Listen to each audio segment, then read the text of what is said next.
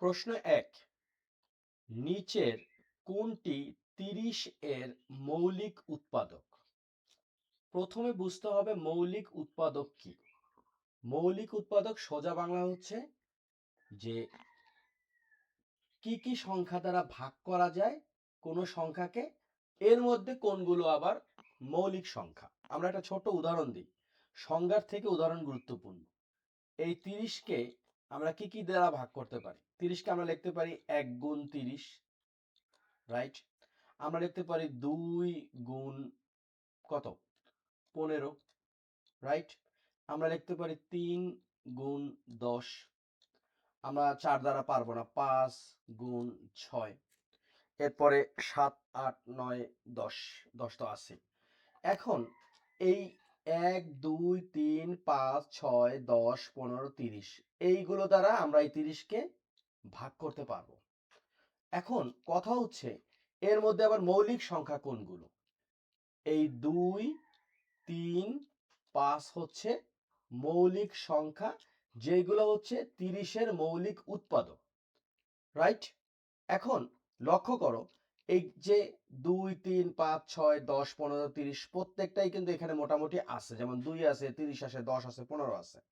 যেহেতু মৌলিক উৎপাদক বের করতে বলছে, এখানে ২ হচ্ছে শুধুমাত্র উত্তর, কারণ ৩ আর ৫ এখানে নাই, আর ৩০, ১০, ১৫ এগুলো তার মৌলিক সংখ্যা না। এই হচ্ছে আমাদের আজকের উত্তর। ধীরে ধীরে করব, কিন্তু এমন ভাবে বুঝবো সারা জীবনও যাতে এই অঙ্কগুলো আবার না করা লাগে। তো ১ নাম্বার শেষ।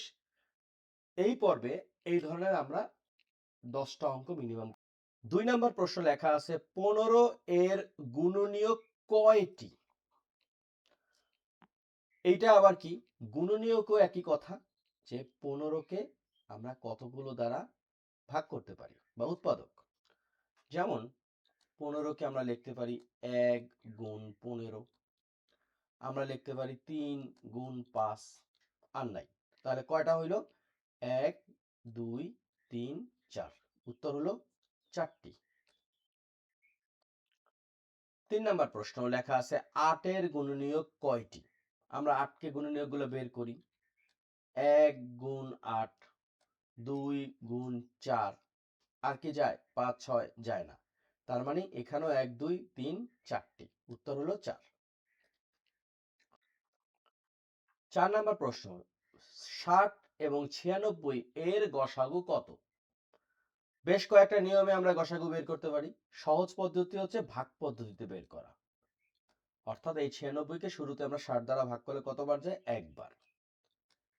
এখানে এই ৯৬ হচ্ছে ভাজ্য আর ৬০ হচ্ছে ভাজক। এখন এই ৯৬ থেকে যখন ৩০, ৬০ আমরা বাদ দিচ্ছি, পাইলাম ৩৬। এখন এই ৩৬ হয়ে গেল ভাজক, আর এই ৬০ হয়ে গেল ভাজ্য। এভাবে আমরা করতে থাকবো। শেষ ভাজকটাই হচ্ছে আমাদের গসাগু। তাহলে ৬০ কে ৩৬ দ্বারা ভাগ করলে একবার যাচ্ছে, হইল কত? ৩৬, ৪, ২, পাইলাম কত? ২৪। আবার ৩৬ কে ভাগ করতে হবে ২৪ দ্বারা, তাহলে ২৪ কত আসতেছে? ২, ১। এই ১২ এখন ভাজক, আর ২৪ হইল ভাজ্য। ১২ দোকানে ২৪ মিলে গেল। শেষ ভাজকটা কত হইল? ১২। তার মানে ৬০ এবং ৯৬ এর গসাগু হচ্ছে ক নাম্বার? ১২। প্রশ্ন ৫ লেখা আছে ১২ এবং ২০ এর গসাগু কত? তো ভাগ প্রক্রিয়াতে যদি আমরা করি, ১২ ভাগ করব ২০ কে, একবার গেল, হইল ১২। ২০ এর থেকে ১২ বাদ দিলে নামলো ৮, আবার ১২, ৮ একে ৮, ৪ নামলো, ৮ কে ৪ দ্বারা ভাগ করলে ৪ দোকানে ৮, শূন্য হইল। অর্থাৎ আমাদের শেষ ভাজক হইছে কত? ৪। এই ৪ই হচ্ছে ১২ এবং ২০ এর গসাগু। এই প্রশ্নটা আমার খুব পছন্দের, সেটা হচ্ছে ২৪ এর মৌলিক উৎপাদক কোনটি? প্রথম কথা হচ্ছে উৎপাদক কি? উৎপাদক হচ্ছে এই যে 24 কে কি সংখ্যা দ্বারা আমরা ভাগ করতে পারি, আমরা আগে এটা বের করি। 24 কে আমরা লিখতে পারি 1 গুণ 24, আমরা লিখতে পারি 2 গুণ 12, আমরা লিখতে পারি 3 গুণ 8, আমরা লিখতে পারি 4 গুণ 6। এই এখন এখানে এই যে 1 2 3 4 5 6 7 8টা সংখ্যা দ্বারা আমরা 24 কে ভাগ করতে পারি। দেখো এখানে কিন্তু এই যে 4 আছে, 6 আছে, এই যে 6 আছে, 2 আছে, 12 আছে। এখন উত্তর কোনটা হবে? এর মধ্যে 2 3 হচ্ছে গিয়ে মৌলিক সংখ্যা, যেহেতু 3 নাই শুধু 2 আছে, তার মানে আমাদের উত্তর হচ্ছে গ নাম্বার। অর্থাৎ 24-এর মৌলিক উৎপাদক এই যে লিস্টটা দেওয়া আছে এর মধ্যে শুধু 2, কারণ বাকি 4 6 12 হচ্ছে যৌগিক সংখ্যা। 7 নাম্বার প্রশ্ন লেখা আছে 18-র গুণনীয় কয়টি? আমরা বের করি কয়টি হইতে পারে।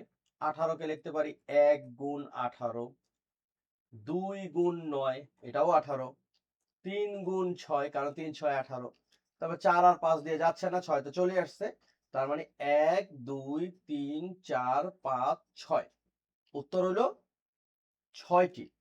এখন যদি বলতো যে 18-র মৌলিক গুণনীয়ক কয়টি, তাহলে কিন্তু হয়তো শুধু 2 আর 3 মানে 2টি। 18-র গুণনীয়ক 6টি, আর প্রশ্নটা যদি হতো মৌলিক গুণনীয়ক কয়টি, তাহলে উত্তর হয়ে যেত 2টি। সুতরাং আগে প্রশ্ন বুঝতে হবে। 8 নাম্বার প্রশ্ন 9-এর গুণনীয়ক কয়টি? বের করি। 1 গুণ 9, অনেকে করে কি 1 কে ধরে না, যে কারণে প্রশ্নটা উত্তর ভুল করে। 1 কে 9 দ্বারা গুণ করলে 9 হয়, আবার 3 কে 3 দ্বারা গুণ করলে কত হয়? 9 হয়। তো এটা একটা ইন্টারেস্টিং বিষয় হচ্ছে, একটা মানে 1 3 2 আর 9 হলো 3, অর্থাৎ একটা দুইটা তিনটা। 3 যেহেতু দুইবার আসছে সুতরাং একবার নিলেই হচ্ছে। অনেকে কিন্তু আবার 4টা দিয়ে ভুল করবে। উত্তর হচ্ছে 3টি। 48 এবং 18-র গসাগু কত? তাহলে শুরুতে আমরা 18 আর এদিকে 48 হচ্ছে আমাদের ভাজ্য, আর 18 হচ্ছে ভাজক। আমাদের শেষ ভাজক হবে গসাগু। তাহলে 48-কে 18 দ্বারা ভাগ করলে যাচ্ছে 2 বার, তাই না? 3 বার তো না, 2 বার যাচ্ছে। কত আসতেছে? 18 দোকানে 36। 8 থেকে 6 বাদ দিলে কত হয়? 8 থেকে 6 বাদ দিলে আসতেছে হচ্ছে 2, 4 থেকে 3 বাদ দিলে 1। এরপরে 18-কে 12 দ্বারা ভাগ করলে একবার যাচ্ছে, এই হলো 12, 6 নাম্বার। এরপরে 12-কে 6 দ্বারা ভাগ করলে 6 দোকানে 12। অর্থাৎ 18 এবং 48-এর গসাগু হচ্ছে নাম্বার ক, অর্থাৎ 6। খুব সহজে অঙ্কটা আমরা করে ফেললাম। 27-এর মৌলিক উৎপাদক কোনটি? এখানে আমরা যদি 27-কে বিশ্লেষণ করি কি পাই? 1 গুণ 27 লিখতে পারি। 2 দ্বারা তো 27-কে ভাগ করা যাবে না, বেজোড় সংখ্যা যেহেতু। 3 9 27 লিখতে পারি। 4 5 6 7 8 9, আর যাচ্ছে না। এখন বলছে 27-এর মৌলিক উৎপাদক কোনটি? এই 27-কে আমরা এই উপরের 4টা সংখ্যা দ্বারা ভাগ করতে পারবো, কিন্তু এর মধ্যে শুধুমাত্র মৌলিক সংখ্যা হচ্ছে 3, তার মানে ক, উত্তর হচ্ছে 3। আজকে শেষ প্রশ্ন, এটা একটা বোনাস অঙ্ক, 11 নাম্বার। 16 এর গুণনীয়ক কয়টি? শুরুতে আমরা 16-কে বিশ্লেষণ করি। 1 গুণ 16, 2 গুণ 8, 3 দ্বারা যাবে না, 4 গুণ 4 মানে 16, 5 6 7 8 তো আসছে। তাহলে এখানে 16 এর গুণনীয়ক কয়টি? তাহলে কয়টি হচ্ছে? 1 2 3 4, দুইবার আসছে, তার মানে একটা ধরবো, 3 4 5, উত্তর হচ্ছে 5টি। কিন্তু প্রশ্ন যদি আসতো যে 16 এর মৌলিক গুণনীয়ক কয়টি? মৌলিক গুণনীয়ক কয়টি, তাহলে আমাদের উত্তর কত হইতো? তাহলে তো উত্তর শুধুমাত্র 2, অর্থাৎ 1টি। সুতরাং আমাদের আগে প্রশ্ন পড়তে হবে, এরপরে উত্তরের জন্য রাস্তা খুঁজতে হবে। তো আজকে ভিডিওটা এই পর্যন্ত। 11টা ছোট প্রশ্ন বলি বা নৈমিত্তিক প্রশ্ন বলি করার চেষ্টা করলাম। প্রত্যেকটাই গুরুত্বপূর্ণ, আর বেসিক ইমপ্রুভ করার জন্য এই ধরনের অনুশীলন খুবই দরকার। আশা করি ভিডিওটা তোমাদের কাজে লাগবে। কাজে লাগলে খুবই ভালো। যদি মনে করো ঠিকঠাক, তাহলে প্লিজ চ্যানেলটাকে সাবস্ক্রাইব করবা। সেটা হচ্ছে সাদ এক্স এইচ, এটা একটা ইউটিউব চ্যানেল, প্লাস এটা একটা ফেসবুক পেজ। তোমরা যে কোনো জায়গাতে কমেন্টস করতে পারো অথবা ইনবক্স করতে পারো যদি কোনো প্রয়োজনীয়তা থাকে। তো তোমরা সবাই ভালো থাকো, সুস্থ থাকো। আল্লাহ হাফেজ।